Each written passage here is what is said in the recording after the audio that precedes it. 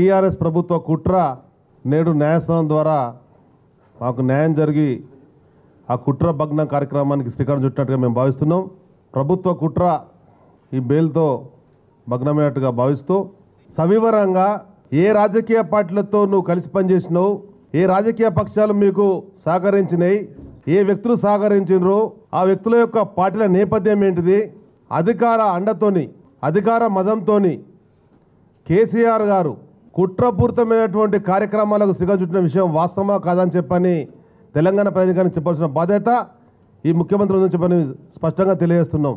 Telugu Desam party ఎటువంటి లేఖ ఇవ్వకున్నా, Telugu Desam party పరంగా ఉండేటువంటి శాసనపక్షం సమావేశం వేసుకొని చర్చ పెట్టకున్నా కానీ కేవలం ఆ వ్యక్తులను వివిధ సందర్భాలలో పార్టీలో చేర్చుకొని కలుపుకున్నటువంటి హీనమైన చరిత్ర ఈ రాష్ట్రంలో కేసీఆర్తో ప్రారంభమైంది. ఈ దుష్ట కార్యక్రమం విధంగా కొనసాగినట్టయితే ప్రజాస్వామ్యాన్ని గొడ్డలు పెట్టని తెలియజేస్తున్నాం. స్వర్గీయ ఎన్టీ రామారావు గారు మొట్టమొదటిగా సీఎం అయిన నాడు ఇందిరాగాంధీ గారు కుట్రలకు తెరలేపిర్రు. సంక్షోభాలను సవాళ్లను ఎదుర్కొని మరింత గట్టిపడ్డటువంటి పార్టీ తెలుగుదేశం పార్టీ. ఒక నెల రోజులుగా కేసీఆర్ టీఆర్ఎస్ ప్రభుత్వ పాలకులు వాళ్ళ మంత్రులే కానీ నాయకులే కానీ రాజకీయ రక్షణందం పొందినరు.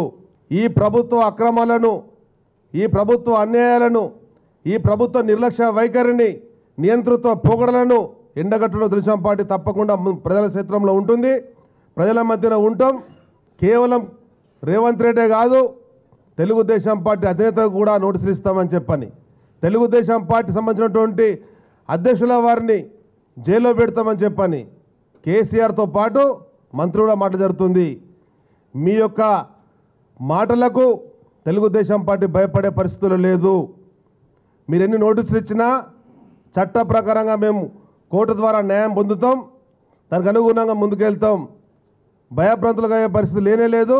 మీరు ఇచ్చేటువంటి బెదిరింపులకు మా అధినేత కాదు, మా కార్యకర్త, చివరి కార్యకర్త కూడా భయపడే పరిస్థితుల విషయాన్ని కూడా కేసీఆర్ గమనించుకోవాలా. ఇవాళ రేవంత్ రెడ్డికి బెయిల్ వస్తుందని చెప్పని మరి కేసీఆర్ గారు జీవనం వచ్చినట్టు కనబడుతుంది టీవీ వార్తలలో.